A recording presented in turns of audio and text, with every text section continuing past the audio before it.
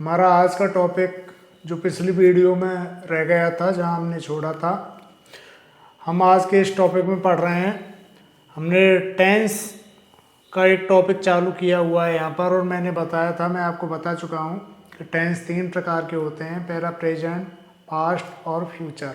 इस प्रकार से 3 टेंसेज होते हैं। प्रेजेंट टेंस होता है जिसको अपन वर्तमान काल कहते हैं, पास्ट को भूतकाल कहते हैं और फ्यूचर टेंस को भविष्य काल कहते हैं। इन तीनों टेंसेज को हम 4 प्रकार के भागों में बांटते हैं, या 4 प्रकार के टेंसेज में बांटते हैं इन तीनों को। इस तरीके से इन तीनों को कुल मिला करके और 12 टेंस होते हैं। तो पहला जो टेंस है प्रेजेंट से, जैसे 4 टेंस बनते हैं, तो प्रेजेंट का जो पहला पढ़ेंगे हम यहाँ पर प्रेजेंट इंडेफिनिट टेंस, या इसे सिंपल प्रेजेंट टेंस भी बोल देते हैं। तो यहाँ पर हम प्रेजेंट इंडेफिनिट टेंस या फिर सिंपल प्रेजेंट टेंस के जो सेंटेंसेज हैं उनके स्ट्रक्चर के बारे में, उन्हें किस प्रकार से बनाया जाता है, इस बारे में आज यहाँ पढ़ेंगे। मैंने कल इसकी पहचान बताई थी कि किस तरीके से हिंदी वाक्यों में इसकी पहचान होती है। हिंदी वाक्यों में वाक्यों के अंत में ताए, तिये, तेहे, ताहू आदि शब्द आते हैं। इससे हम पहचान करते हैं कि ये टेंस प्रेजेंट इंडेफिनिट या सिंपल प्रेजेंट टेंस है। मैं आपको आगे चल करके इंग्लिश में भी पहचान बताऊंगा कि किस प्रकार से आप सेंटेंसेस को पहचानोगे कि ये प्रेजेंट इंडेफिनिट या सिंपल प्रेजेंट का टेंस है। तो आज हम यहाँ बात कर रहे हैं अफर्मेटिव सेंटेंसेस या पॉजिटिव सेंटेंसेस बोल रहे हैं। देखिए, एक चीज़ मैं जो कहना चाहूँगा आपसे, जो सबसे इम्पोर्टेंट चीज़ है वो है कि जो प्रोनाउंसिएशन है, इसके ऊपर मैंने पहले भी वीडियो बना चुका हूँ, मैं वीडियो भी बनाए मैंने काफ़ी, कि आपका जो प्रोनाउंसिएशन है इट शुड बी करेक्ट। अगर आप करेक्ट प्रोनाउंसिएशन करते हो तो ये आपके लिए बहुत ही हेल्पफुल है, फ्यूचर के लिए भी, और आपके जो way of talking, way of speaking है उसके लिए भी। तो यहाँ पर हम आज पढ़ेंगे अफर्मेटिव सेंटेंसेस। इसको अफर्मेटिव बोल देते हैं कई लोग, कई अफर्मेटिव इस तरीके से, लेकिन इसको अफर्मेटिव सेंटेंसेस बोला जाता है।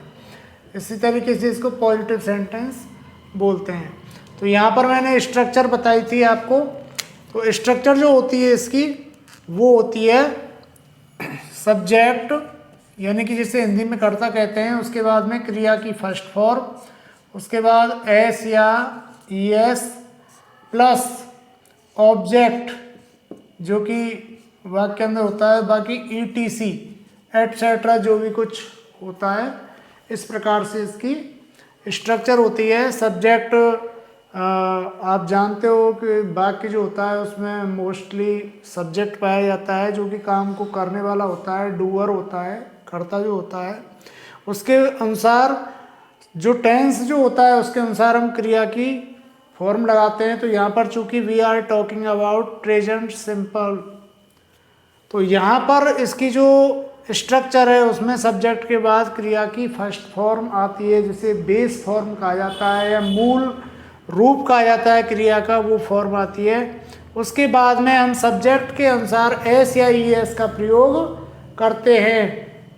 यानी कि मैंने कल लिखाया था कि जब कर्ता ही, सी, इट, नेम या सिंगुलर, थर्ड पर्सन सिंगुलर हो, तो उस समय उस कर्ता के अनुसार क्रिया के अंत में एस या ई एस का प्रयोग करते हैं, और उसके बाद ऑब्जेक्ट और एटसेट्रा।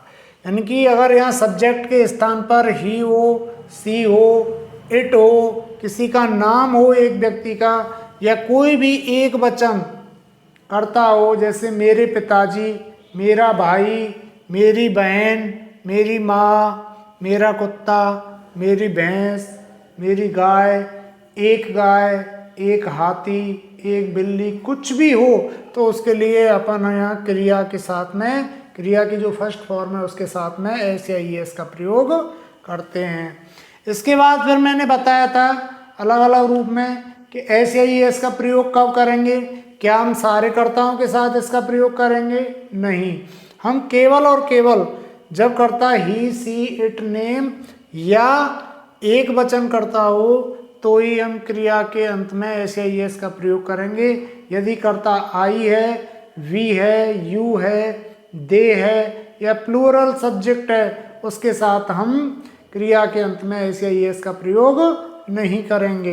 तो आइए हम यहाँ पर जैसे सेंटेंस बनाते हैं तो यहाँ पर हम देखेंगे कि किस प्रकार से इनका प्रयोग किया जाता है।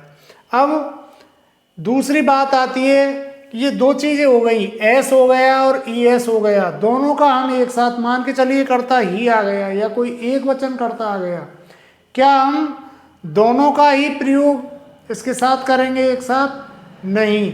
हम जब पहले कर्ता देखेंगे, जब हमें पता चल जाएगा कि कर्ता के अनुसार या क्रिया के साथ में एस या ई एस का प्रयोग होना है, तो हम क्रिया का अंतिम अक्षर देखते हैं कि क्रिया का अंतिम अक्षर क्या है।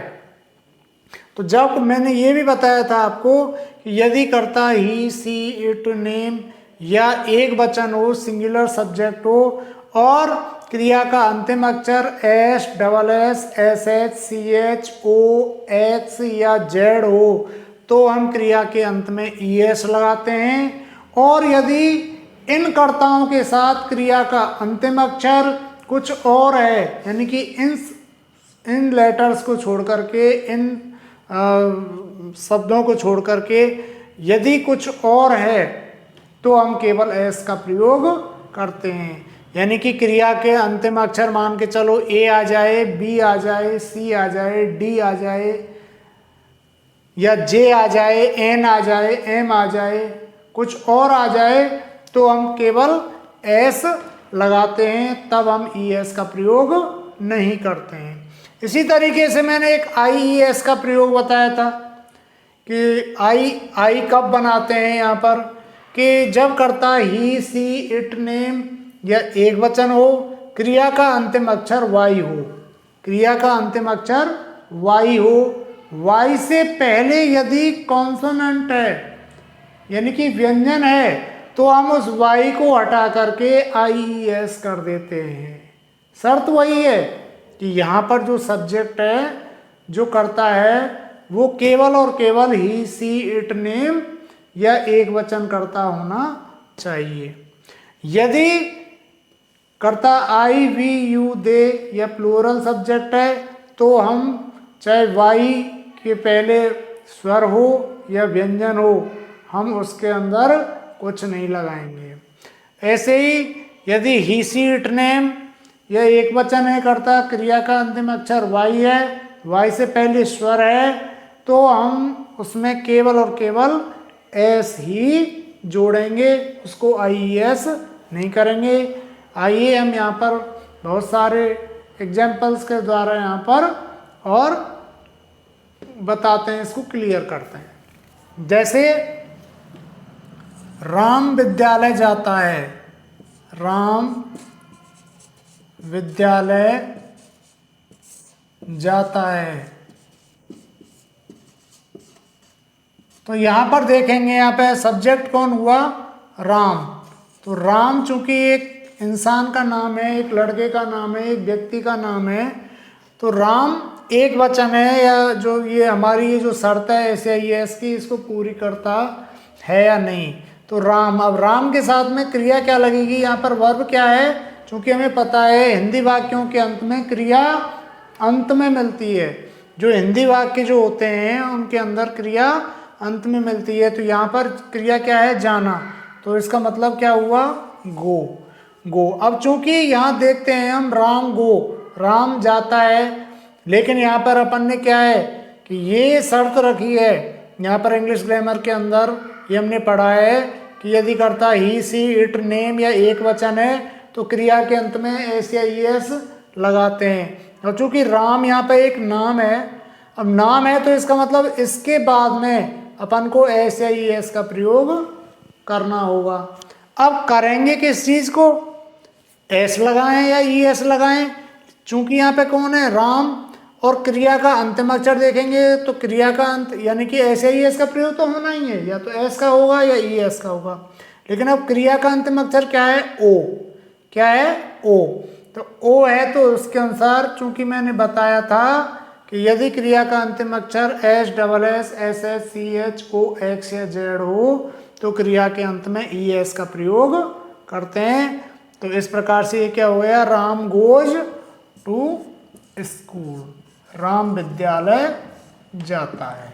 अब यहाँ पर मैं जैसे कुछ और उदाहरण लेता हूँ, जैसे इसी चीज़ को, इसी कॉन्सेप्ट को क्लियर करने के लिए मैं एक आपके लिए टेबल दे रहा हूँ, एक चार्ट बना रहा हूँ, उसी हिसाब से आप प्रैक्टिस कीजिए। जैसे आई टीच इंग्लिश, इसका मतलब होता है मैं अंग्रेजी पढ़ाता हूँ, आई टीच इंग्लिश। अब देखिए यहाँ पर सब्जेक्ट है आई और यहाँ पर इसका जो वर्ब है यहाँ पर टीच है और उसका अंतिम अक्षर है सी एच। तो क्या यहाँ पर एस या ई एस का प्रयोग करना चाहिए? नहीं होगा, क्योंकि यहाँ पर सब्जेक्ट क्या है, आई। लेकिन अगर यहीं पर हम सब्जेक्ट करें ही और इसके साथ अपन टीच का प्रयोग करें तो ये केवल टीच प्रयोग करना गलत होगा, जबकि इसका सही प्रयोग होगा टीचेज। ही टीचेज इंग्लिश, वह अंग्रेजी पढ़ाता है। अब ये बात आती है कि यहाँ पर ई एस का प्रयोग ही क्यों किया। सबसे पहली बात तो ये है कि यहाँ पर एस या ई एस का प्रयोग यहाँ क्यों किया और यहाँ पर क्यों नहीं किया, क्योंकि यहाँ पर कर्ता आई है, यहाँ पर सब्जेक्ट आई है और यहाँ आई सब्जेक्ट है। तो हमने पढ़ा है कि आई वी यू दे या प्लूरल सब्जेक्ट के साथ में हम एस या ई एस का प्रयोग क्रिया के साथ नहीं करेंगे। इसी प्रकार से जब बात आती है ही सी इट नेम, चूंकि यहाँ पर ही है तो ही के साथ जब हम आगे चलेंगे तो पहले ही इस चीज़ का डिसीजन हो जाएगा या इस चीज़ का क्लियर हो जाएगा कि हमें वर्ब की जो फर्स्ट फॉर्म है उसके साथ में एस या ई एस कुछ तो लगाना है। अगर हम प्रेजेंट सिंपल या प्रेजेंट इंडेफिनिट टेंस बना रहे हैं तो ये क्लियर हो जाएगा, जैसे ही हमारे माइंड में आएगा कि ही, तो ये क्लियर हो जाता है कि हमें और क्रिया की जो फर्स्ट फॉर्म है उसके साथ एस या ई एस का प्रयोग करना है। अब बात आती है इस चीज़ की कि यहाँ पर चूंकि टीच है तो टीच का जो अंतिम अक्षर है वो सी एच है, यानी कि इसके जो लेटर्स हैं वो सी एच है। और हमने ये पढ़ा था कि जब करता ही सी इट नेम या एक वचन हो एवं क्रिया का अंतिम अक्षर H double S S S C H O X या जेड हो तो हम क्रिया के अंत में ई एस का प्रयोग करते हैं, इसलिए हम यहाँ पर ई एस का प्रयोग करेंगे। तो इस प्रकार से ये हमारा जो वाक्य है वो करेक्ट होगा, ही टीचेज इंग्लिश, इस प्रकार से। ऐसे ही हम और लेते हैं सेंटेंसेस कुछ, इससे हमारी कॉन्सेप्ट क्लियर हो जाए। जैसे you read a book, you read a book, तुम एक पुस्तक पढ़ते हो, तुम एक पुस्तक पढ़ते हो। तो यू यहाँ पर करता हो गया।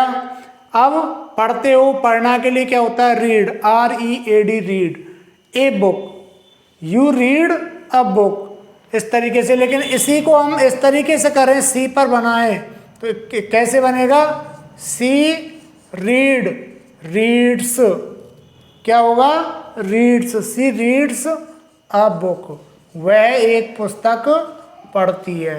अब यहाँ पर इस चीज़ को देखेंगे कि यहाँ पर तो हमने ऐसे ही एस इसलिए नहीं लगाया क्योंकि ये आई वी यू दे और बहुवचन की कैटेगरी में आ रहा था। लेकिन यहाँ पर हमने सी के साथ में एस क्यों लगाया, ई एस क्यों नहीं लगाया, क्योंकि यहाँ पर ये तो क्वालिफाई कर रहा है, सी तो क्वालिफाई कर रहा है कि यहाँ पर क्रिया के साथ में एस या ई एस का प्रयोग होना चाहिए। लेकिन यहाँ जो अंतिम अक्षर है वो क्वालिफाई नहीं कर रहा है, जिससे हम यहाँ पर ई एस का प्रयोग करते। यहाँ पर चूंकि मैंने बताया था आपको कि जब करता ही सी इट नेम या एक वचन हो, क्रिया का अंतिम अक्षर S double S S S C H O X या जेड हो तो ही हम ई एस का प्रयोग करते हैं।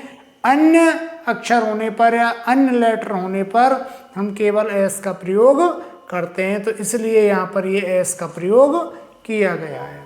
उम्मीद है आपको अच्छे से समझ आ गया होगा।